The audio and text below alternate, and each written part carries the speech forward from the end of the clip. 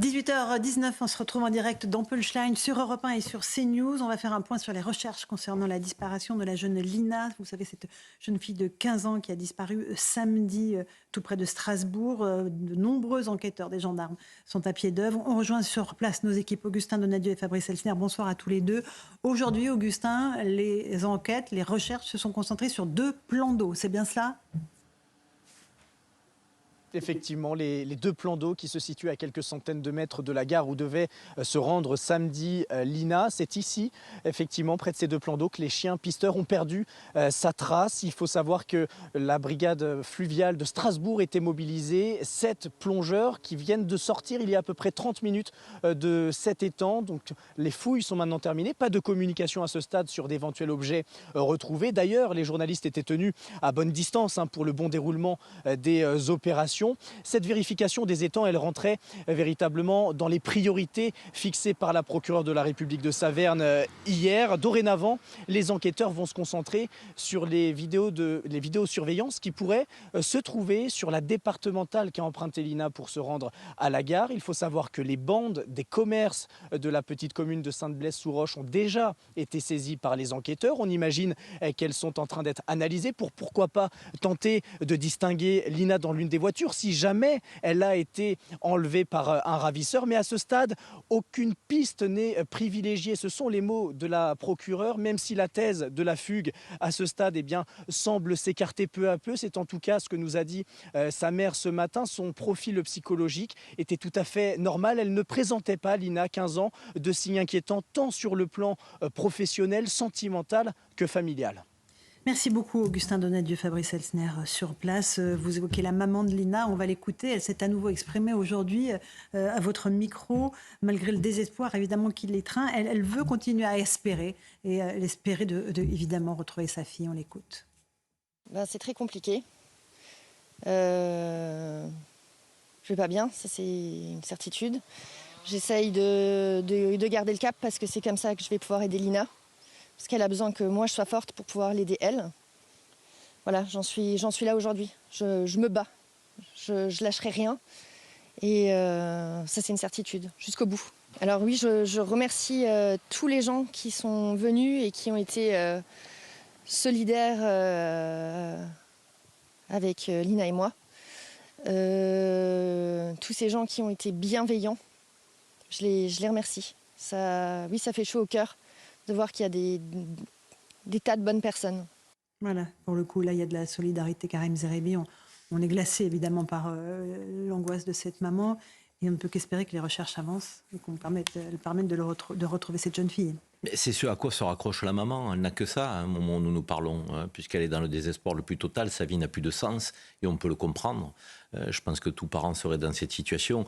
Néanmoins, la solidarité, j'ai envie de dire, la porte qui lui permet d'être debout, et elle l'a dit, elle a utilisé, j'essaie de garder le cap, donc il y a cette solidarité des bénévoles, et puis il y a le travail des enquêteurs, un travail qui ne laisse aucune piste de côté. On a des plongeurs qui sont dans l'étang, on a des vidéoprotections, Augustin Donadieu l'a dit, qui vont être analysées, donc on a toutes les traces autour qui doivent être relevées par les experts, donc en police technique et scientifique.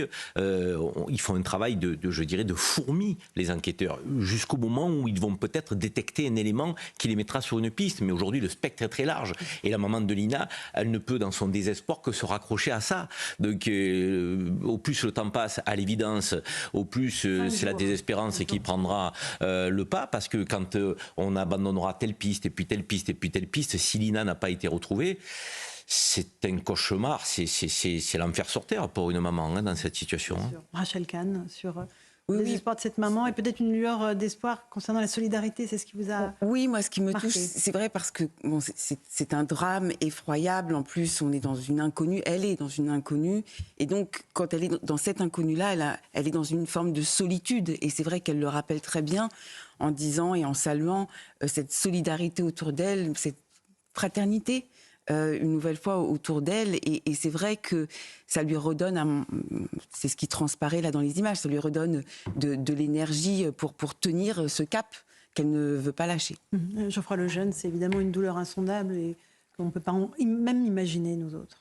C'est exactement vous utilisez le terme parfait de insondable, c'est-à-dire que je pense qu'on va perdre un enfant. Alors là, il est perdu au sens strict du terme. Perdre un enfant, c'est la douleur la plus violente, la plus contre nature. Je pense c'est l'inverse de perdre ses parents. Et moi, je vois ces images et je pense à ce qu'on a vécu il y a quelques mois maintenant avec le petit Émile. C'est exactement la même situation. Et plus les jours passent, cette espèce de compte à rebours de l'enfer, en fait, où plus les jours passent, moins vous espérez pouvoir retrouver, plus vous dites aussi, je voyais ces images d'étang et je me dis, en fait, est-ce que quand vous êtes la maman, vous espérez retrouver le corps? Pas du tout, en réalité, c'est horrible, en fait, tous ces sentiments contradictoires qui doivent traverser. J'avais été frappé en lisant une interview des parents d'Émile qu'ils avaient accordée à Famille Chrétienne. Alors, ils sont très croyants et ils disaient que la prière, seule la prière, alors ils avaient parlé aussi de la solidarité dans la même proportion, en disant que tout à coup, voir un village se lever en entier pour venir faire des battues, ça les avait beaucoup touchés. Et des gens venir de la France entière aussi, et de la France entière, et puis cet élan de solidarité globalement, mais même nous, notre empathie, etc., doit les toucher. Mais j'avais été frappé par le fait qu'ils disaient se raccrocher eux uniquement à la prière et à l'espérance, la transcendance en réalité. Et c'est vrai que c'est tellement inhumain que je pense que si on n'a pas quelque chose qui nous tire, c'est impossible de s'en sortir. Vous avez raison. François Pupponi, un mot. Malheureusement, on espère qu'on va la retrouver, mais il y a aussi des cas où on ne retrouve pas, même pas le corps. C'était le Mouzin, rappelez-vous. C'était le Mouzin, évidemment. Le père, toute sa vie, se pose la question tous les jours.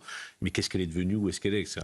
Et effectivement, beaucoup de ces familles se jettent dans la religion, parce que c'est le seul moyen. Moi, je connais bien Eva Sandler, qui a perdu ses 3 enfants dans conditions dramatiques à Toulouse, des attentats. Tué par Mohamed Merah. Avec Mohamed Merah. Donc, à un moment, on essaie de se raccrocher à quelque chose. C'est tellement insupportable qu'il faut trouver le moyen de survivre. Parce qu'en fait, ces familles, on espère qu'on va retrouver la jeune Lina, mais si on ne la retrouve pas, les parents vont devoir survivre tout le restant de leur vie. Absolument. Et c'est le mot, survivre. C'est pas vivre, c'est survivre. On pense à eux, on espère qu'ils vont retrouver cette jeune fille rapidement.